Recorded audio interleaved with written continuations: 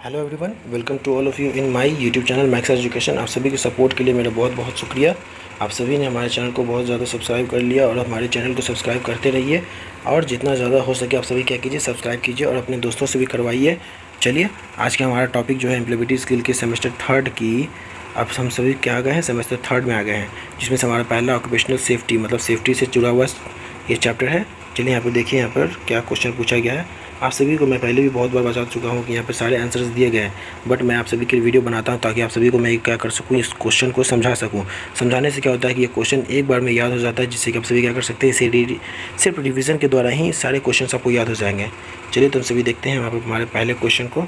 यहाँ पर देखिए पूछा गया है कि ABC of first aid stands for, मतलब कि देखिए ABC हम लोग क्या करते हैं, कोई भी बच्चा अगर कुछ भी सीखना स्टार्ट करता है तो हम लोग उससे पहले बोलते हैं, पहले क्या आपको ABC आता है शुरू में। तो ABC क्या होती है, स्टार्टिंग है। तो स्टार्टिंग है किस चीज़ के लिए यहाँ पर बोला गया स्टार्टिंग, तो फॉर द फर्स्ट एड, मतलब कि सुरक्षा के लिए जो हमारी प्राथमिक उपचार होती है उसके ABC उसका फर्स्ट एड। तो फर्स्ट एड्स मतलब प्राथमिक सुरक्षा का ABC। तो ABC जो क्या होता है, जब कभी कोई दुर्घटना हो जाए तो सबसे पहले जिस चीज़ को चेक करते हैं वो ABC ही होता है। तो ABC कौन कौन सी होती हैं, तो वो होती है एयरवे, ब्रीथिंग और सर्कुलेशन। तो यहाँ पे देखिए आपको एयरवे, ब्रीथिंग और सर्कुलेशन कौन सा ऑप्शन में दिख रहा है, देखिए तो एयरवे, ब्रीथिंग एंड सर्कुलेशन। सबसे पहले आप क्या होगा, अगर किसी भी प्रकार की दुर्घटना होती है सबसे पहले आप एयरवे चेक कीजिए, उसके बाद उसकी ब्रीथिंग चेक कीजिए मतलब सांसें चल रही कि नहीं, फिर सर्कुलेशन मतलब उसका खून चल रहा है कि नहीं, ये सारी चीज़ें हम चेक करते हैं। चलिए नेक्स्ट क्वेश्चन में पढ़ते हैं। तो नेक्स्ट क्वेश्चन में बोला गया है यहाँ पर, at what described sound become hazardable noise pollution. मतलब बोला जा रहा है कि विच डेसिबल, ऐसा कौन सा डेसिबल है जिसपे कि हम लोग साउंड को कहते हैं कि वो क्या है, नॉइज़ पोल्यूशन के लायक है। तो वो कौन सा डेसिबल पे आ जाएगा, तो साउंड वैसा 80 डेसिबल के अगर आसपास जाता है साउंड तो हम क्या कहते हैं उसके, कि वो नॉइज़ पोल्यूशन फैला रहा है। चलिए यहाँ पे देखिए क्वेश्चन पूछा गया है कि earthquake is measured with the instrument is called. Earthquake मतलब कि भूकंप को मापा जाने वाला जो इंस्ट्रूमेंट है उसे हम लोग किस नाम से जानते हैं, तो किस नाम से जानते हैं, टेलीग्राफ। फिर किस नाम से बताइए, आप ही बताइए, सिस्मोग्राफ। तो हमारा राइट आंसर क्या है, बी ही है, सिस्मोग्राफ। ये क्या होता है, सिस्मोग्राफ, ये हमारा राइट आंसर हो जाएगा। सिस्मोग्राफ वो ऐसा इंस्ट्रूमेंट है जिसके द्वारा क्या करते हैं, हम सभी अर्थक्वेक को मेज़र करते हैं। चलिए नेक्स्ट क्वेश्चन की ओर आगे बढ़ते हैं। नेक्स्ट क्वेश्चन यहाँ पे देखिए, नेक्स्ट क्वेश्चन में पूछा गया है, यहाँ पे पूछा गया है हेड प्रोटेक्शन, मतलब कि सर की सुरक्षा के लिए डन थ्रू, किससे सर की सुरक्षा हम लोग कर सकते हैं। देखिए तो सर की सुरक्षा किससे करेंगे, हेलमेट से, गॉगल से, ग्लव से या मास्क से। तो हेड मतलब सर की सुरक्षा हम लोग तो हेलमेट से नहीं कर सकते हैं। तो चलिए नेक्स्ट क्वेश्चन की ओर आगे बढ़ते हैं। यहाँ पे देखिए, यहाँ पे क्वेश्चन में पूछा गया है, इन फायर फाइटिंग मेथड, मतलब फायर फाइटिंग मेथड में क्या बोला जा रहा है, स्टर्वेशन इज़, मतलब कि समझ लीजिए अलगाव, एक तरह से क्या बोलते हैं उसे, भूखमरी या अकाल। तो फायर फाइटिंग मेथड में आप क्या कीजिएगा कि अकाल पड़ जाए या फिर किस तरह का अकाल वहाँ पर होना चाहिए। तो देखिए यहाँ पर ऑप्शन में हमारा हो जाएगा right answer C, elimination of fuel, मतलब फ्यूल को आप अलग कर दें। किससे अलग करें, तो फायर से। जब आप फ्यूल को अलग कर देंगे तो फायर में क्या हो जाएगा, फ्यूल की अकाल या फिर कमी हो जाएगी, जिससे क्या हो जाएगा, हमारा फायर फाइटिंग मेथड सफल हो जाएगा और हमारी आग बुझ जाएगी। नेक्स्ट क्वेश्चन में आगे बढ़ते हैं। नेक्स्ट क्वेश्चन में पूछा गया आप सभी से, यहाँ पे देखिए, on the job injuries and illness cost money, time and effort, what is the most practical way to manage these losses. बोला जा रहा है कि ऑन द जॉब मतलब जॉब पर जिस तरह की भी किसी भी तरह की इंजरी होती है, इलनेस होती है, ये सभी क्या करते हैं, हमारे मनी और टाइम को इफेक्ट करते हैं, मतलब उस पर प्रभाव डालते हैं। तो उन सभी से बचने के लिए प्रैक्टिकल वे में हमें क्या करना चाहिए, तो हम क्या करेंगे, ऑप्शन हमारा राइट आंसर डी सही हो जाएगा। देखिए effective safety and losses control program को हम लोग क्या करेंगे, वहाँ पे फॉलो करेंगे। नेक्स्ट क्वेश्चन में देखिए, नेक्स्ट क्वेश्चन में यहाँ पे पूछा गया आप सभी से कि 5 नंबर क्वेश्चन पे थे हमसे, ठीक है। चलिए 7 नंबर क्वेश्चन पर चलते हैं। 7 नंबर क्वेश्चन में यहाँ पे देखिए पूछा गया है कि ozone layer is made up of, ozone layer हमारे अर्थ के बाहर में, यहाँ देखिए मान लीजिए ये सन है और ये अर्थ है, तो अर्थ के चारों तरफ एक लेयर बनी हुई है जो क्या करती है, सन से आने वाले पराबैंगनी किरणों को क्या करती है, रिफ्लेक्ट कर देती है, वो उसे हमारे अर्थ तक पहुंचने नहीं देती है, वो बाहर एक लेयर बनी हुई है। तो उस लेयर में पूछा जा रहा है कि वो किससे बनी हुई है। तो ये जो बाहर की लेयर होती है वो ऑक्सीजन से बनी होती है, लेकिन इसमें अंदर इसे इतना आता है कि इसमें ऑक्सीजन के 3 मॉलिक्यूल्स या 3 एटम्स आपस में जुड़ कर बने होते हैं ऑक्सीजन के। तो उसे हम लोग क्या कहते हैं, ओजोन लेयर। ये हमारे अर्थ के लिए सुरक्षा परत की तरह होती है। चलिए नेक्स्ट क्वेश्चन, तो यहाँ पर हमारा राइट आंसर सी हो गया था, 3 ऑक्सीजन एटम्स। नेक्स्ट क्वेश्चन में बढ़ते हैं। तो नेक्स्ट क्वेश्चन यहाँ पे देखिए पूछा गया है, the processing of discard material into new useful product is called. पूछा जा रहा है कि वैसा कौन सा प्रोसेस है जिसके द्वारा क्या कर सकते हैं हम लोग बेकार के मटेरियल पदार्थ को नए यूजफुल मटेरियल पदार्थ में बदल लें। तो वैसा कौन सा प्रोसेस होगा जो आप लोग बचपन से भी करते आए होंगे। क्या करते आए होंगे, रिसाइकलिंग ऑफ मटेरियल। मतलब मटेरियल को रिसाइकिल करने से क्या होता है, वो यूजफुल प्रोडक्ट में कन्वर्ट हो जाता है। चलिए नेक्स्ट क्वेश्चन की ओर आगे बढ़ते हैं। नेक्स्ट क्वेश्चन में यहाँ पर आपसे भी देखिए, यहाँ पे क्या पूछा गया है, द स्टडी ऑफ लिविंग मतलब कि सजीवों का अध्ययन, things in relation to their environment is called. मतलब सजीवों का उनके इन्वायरमेंट के साथ में अध्ययन क्या कहलाता है, तो उसे क्या कहेंगे हम लोग। देखिए तो यहाँ पर ऑप्शन में आपको क्या दिख रहा है, ऑप्शन देखिए आपको कितने ऑप्शन दिख रहे हैं, इकोसिस्टम, इकोलॉजी या फिर क्या। तो हम लोग उसे क्या कहते हैं, उसे हम लोग कहते हैं इकोलॉजी। चलिए नेक्स्ट क्वेश्चन की ओर आगे बढ़ते हैं। नेक्स्ट क्वेश्चन में देखिए, नेक्स्ट क्वेश्चन पूछा गया कि 3R का मीनिंग क्या होगा। यहाँ पर दिया गया है the 3Rs to save environment. मतलब इन्वायरमेंट को बचाने के लिए 3R का मीनिंग क्या होगा।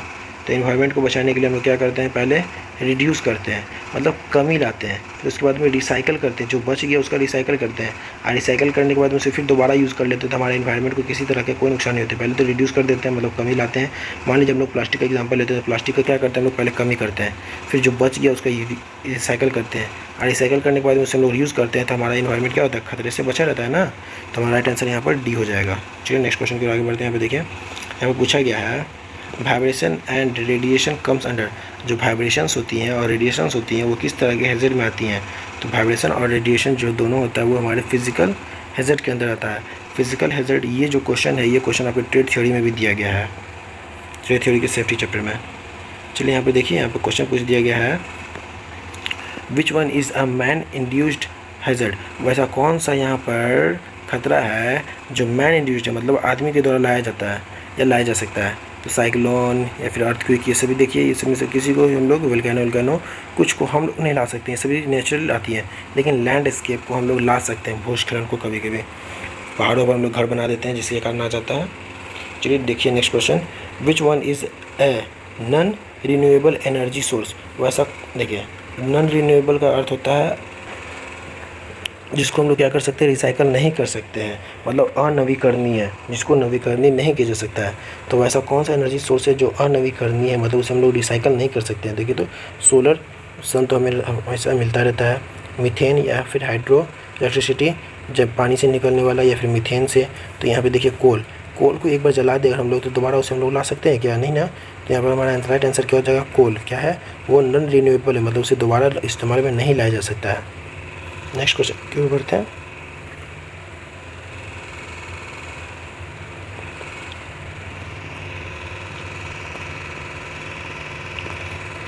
यहाँ पर देखिए आपको जो नेक्स्ट क्वेश्चन दिया गया है, क्वेश्चन नंबर 14, यहाँ पर पूछा गया है कि which one is a unsafe condition of work. मतलब कि ऐसा कौन सा है जो अनसेफ कंडीशन है, मतलब कि आपके लिए असुरक्षित है, किस लिए, तो आपके काम के लिए। तो चलिए तो ऑप्शन में से देखते हैं। ऑप्शन में यहाँ पे देखिए दिया गया है ऑयली फ्लोर, मतलब कि तेल गिरा हुआ फ्लोर, गुड लाइट अच्छी रोशनी, या फिर प्रॉपर टूल्स अच्छा आपका सामान मिल गया है। तो आपको क्या लगता है, आपको इन सब में से कौन सा लगता है जो अनसेफ कंडीशन होगा आपके काम करने के लिए। तो चलिए ऑयली फ्लोर आपका हो जाएगा क्या, तेल गिरा हुआ सरफेस। नेक्स्ट क्वेश्चन को देखते हैं। यहाँ पे नेक्स्ट क्वेश्चन में पूछा गया आप सभी से क्या कि which one is an unsafe condition for work. फिर से वैसा ही क्वेश्चन पूछ दिया गया है कि अनसेफ कंडीशन है लेकिन किस लिए, तो आपके वर्क के लिए, आपके काम करने के लिए कौन सा अनसेफ कंडीशन होगा for work. Good light, proper tools,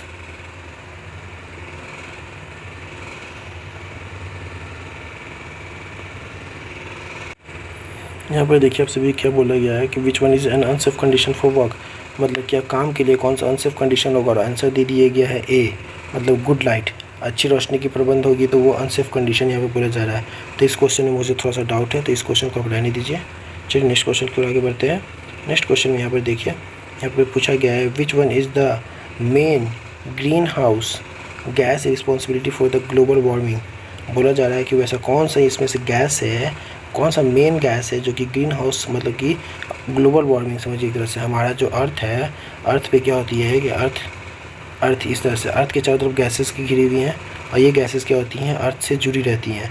तो अगर इन गैसेस में कुछ ऐसी गैसें होती हैं कि जो हीट को एब्जॉर्ब करके अपने पास बनाए रखती हैं, तो उनमें से एक गैस का नाम है कार्बन डाइऑक्साइड। क्या करता है, ये बहुत ज़्यादा गर्म होने पर भी ये क्या करता है, गर्मी को अपने अंदर बांधे रखता है, जिससे कि क्या होता है, हमारा अर्थ चारों तरफ से गर्म होने लगता है और यहाँ पर जो हमारे पोल्स पर बर्फ़ है मौजूद, वो सभी पिघलने लगते हैं। तो अर्थ का वाटर लेवल भी बढ़ता है, गर्मी बढ़ती है, जिससे कि हमारा पूरा का पूरा अर्थ खतरे में पड़ जाता है। तो वो कौन सा गैस है, तो अभी मैंने आप सभी को बताया CO2, carbon dioxide. Option right answer D. चलिए नेक्स्ट क्वेश्चन की ओर आगे बढ़ते हैं। चलिए हम सभी नेक्स्ट क्वेश्चन को देखते हैं। यहाँ पर पूछा गया which one of the following is not an ergonomic hazard, मतलब कि श्रम दक्षता खतरा यहाँ पर कौन सा बोला जा रहा है, नहीं है। तो चलिए देखते हैं, यहाँ पर बोला गया है ऑप्शन सी इमोशनल डिस्टर्बेंस।